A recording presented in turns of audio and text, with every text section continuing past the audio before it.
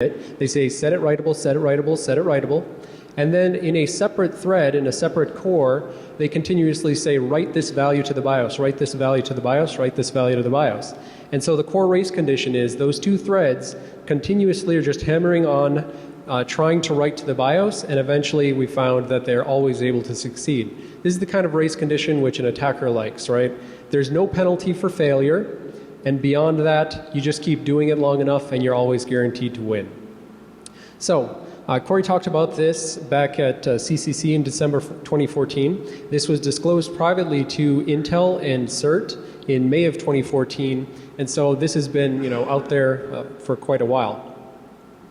So Intel's sort of response to this was, okay, well, we recognize that that could potentially be a problem, but we'd already added this new protection bit back in 2004 to our newer platform controller hubs, and this new bit says, even if the BIOS write enable is equal to 1 somehow, I still want to stop an attacker from writing into the BIOS unless they've broken their way into system management mode. So this bit says you must be in SMM before I allow you write to the BIOS. So that requires an extra exploit, an extra bit of effort on behalf of the attacker. They can't just race from kernel space and set and write to the BIOS. So this is basically the way that Intel says it should be. This is the way Intel recommends that BIOS vendors actually set their protection bits. So you've got layers of protection, each of which provides some architectural value. So the BIOS lock enable says system management mode, they get to man the middle every attempt to write to the BIOS, and that will be stopped and checked. Well, that's the problem. The problem with that is SpeedRacer bypasses that. But if a vendor sets SMM BWP, then that will also say you must currently be in SMM before I'm going to let you write to the BIOS. And beyond that, there's further protection mechanism called protected range registers, and these allow the BIOS maker to set non-contiguous slices of the firmware as non-writable. And typically, a firmware maker would set the code as non-writable even from SMM. They basically say lock it down, and this is the kind of thing where it would be locked down, and you want that to be stopping an attacker in SMM from writing into the flash chip. So when we go back and we said, okay, let's consider this, let's see whether or not Apple's vulnerable. First thing is we check the CERT vulnerability disclosures. So the really nice thing that we like about CERT vulnerability disclosures, the reason why we used CERT for our coordination even when we were at MITRE and even when we had CVEs available to us, is that CVE just tells you these vendors are vulnerable and they've said they're vulnerable. The CERT ones are nice because CERT handles the coordination for you, and then they go around and ask the different vendors, are you vulnerable? And they get back responses. So there's going to be some vendors that say they're vulnerable, and then usually there'll be a link to their fix on the CERT disclosure. And then there's some vendors that say we're not vulnerable, and then there's vendors that don't say anything at all, and you can probably guess that they're going to be vulnerable. If they don't even care enough about firmware security to respond to vulnerability disclosures, they're probably going to be vulnerable. So we looked at Apple. Apple said it's not affected. Okay, well, this is a fundamental hardware race condition. All the Intel CPUs have this, so that bears investigation. And like I said, if vendors don't actually respond to these, and if you don't hold them accountable, if you don't say, hey, I saw this talk about whatever, are you actually vulnerable? They just aren't even going to say anything. So we need to check Apple. We need to say, is Apple vulnerable to this problem? So you go in, you look at the BIOS control register. The BIOS control register is set to 8. I won't make you do the bit math in your head for that. But the basic result is BIOS lock enable, not set. SMM BWP, not set. Right? So they're basically not using those first two layers of protections. So in a very technically accurate, pedantic sense of the word, Apple is not vulnerable to SpeedRacer because you don't need to use an exploit to get around protections that just aren't there.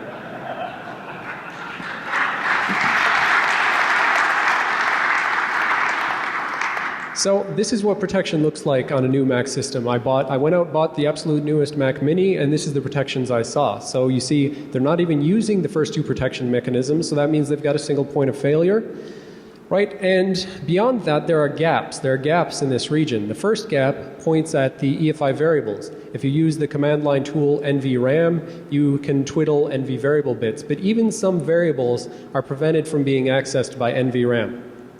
But if an attacker knows how to write to the flash chip, they can just bypass whatever Apple's API is to writing to the variables, write directly to the flash chip, and modify any variables that they want.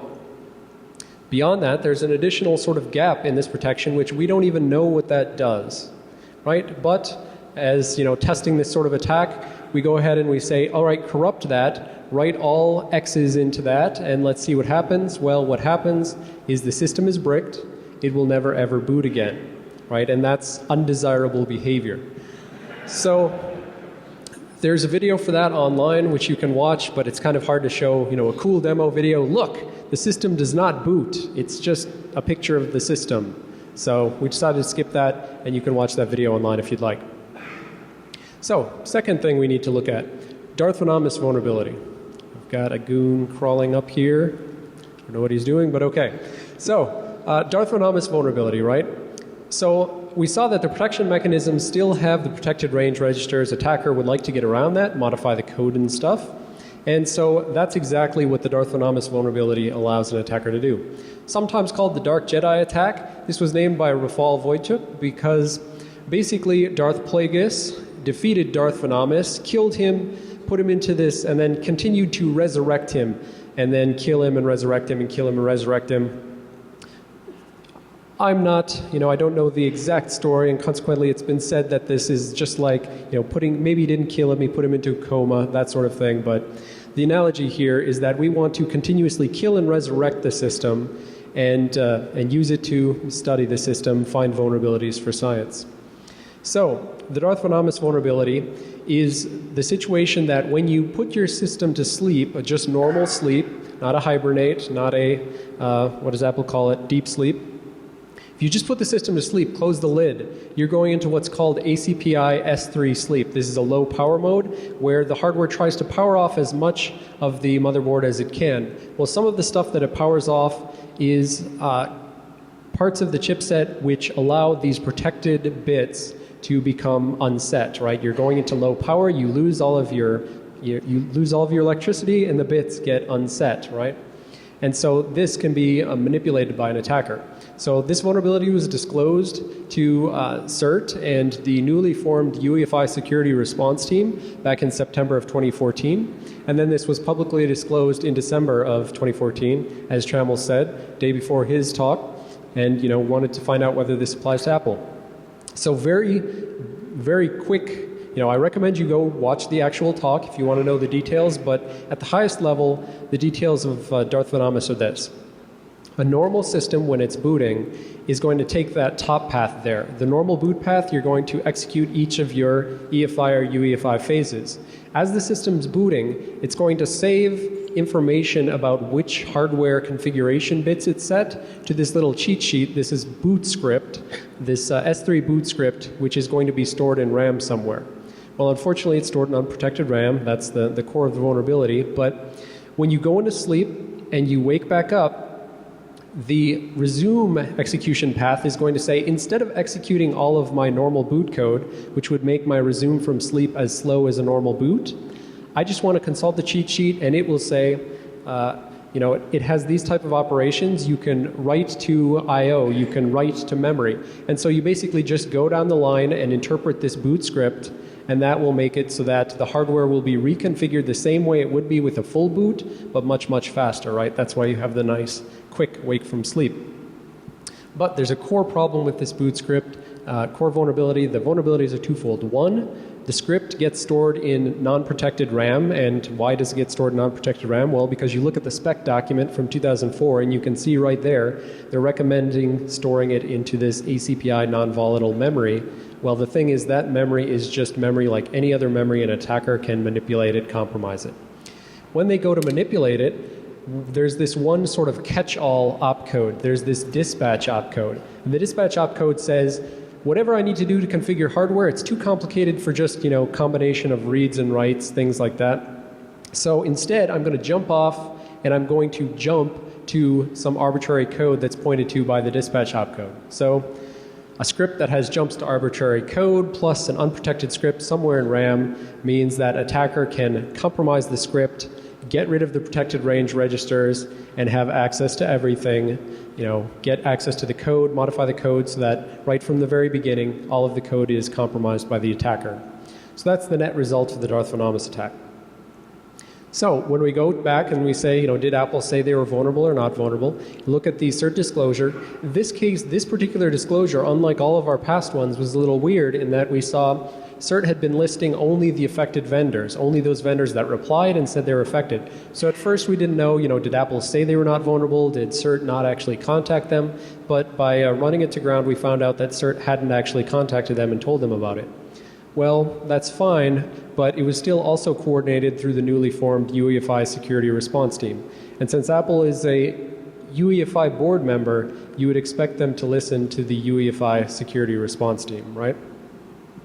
So, again, the big finding from Darth Anonymous is the fact that previously Trammel's attack was the first thing that showed and proved that you could write Apple firmware. There had been, Snare's earlier 2012 attack, there had been some thought that maybe Apple firmware was somehow protected by extra hardware, something like that.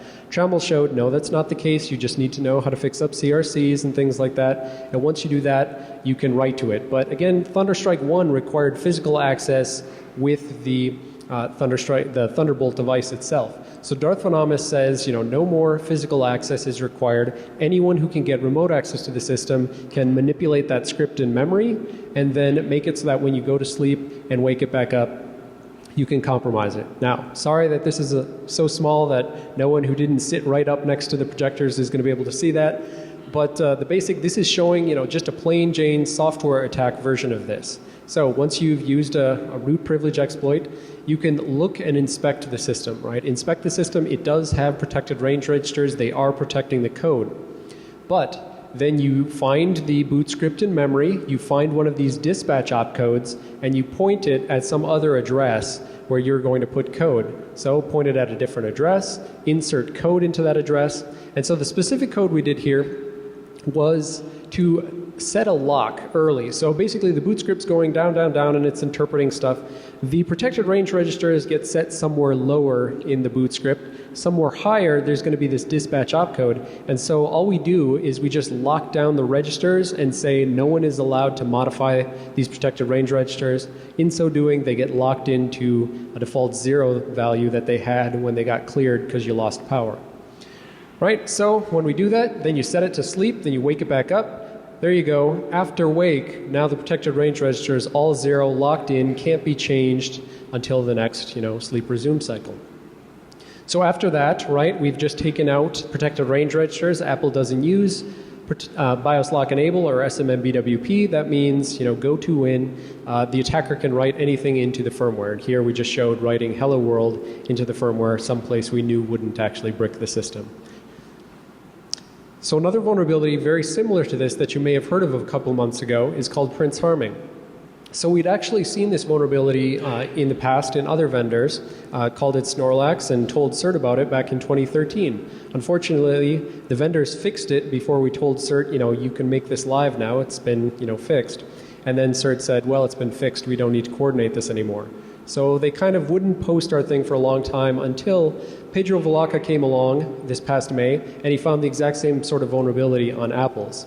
Right? So Pedro came, found the same vulnerability. We said, dear CERT, you can start coordinating this now. It's open 0-day again. So Pedro didn't give it a name, but he didn't want to go the hype route. But Katie Moe suggested Prince harming because this poisoned kiss wakes you from sleep. So we're going to go with that. So his blog post said basically he had seen the title for this talk. He saw Thunderstrike 2 Sith Strike, right? And he correctly caught, the implication of that Sith strike probably has something to do with Darth Anonymous, right? We're probably saying Thunderstrike, Mac stuff, Darth Anonymous, Sith, Darth Anonymous, right? So he said he had been looking into the Darth Anonymous attack on Macs, and he had been, using some other proof of concept code that was put out there by another researcher to look into it.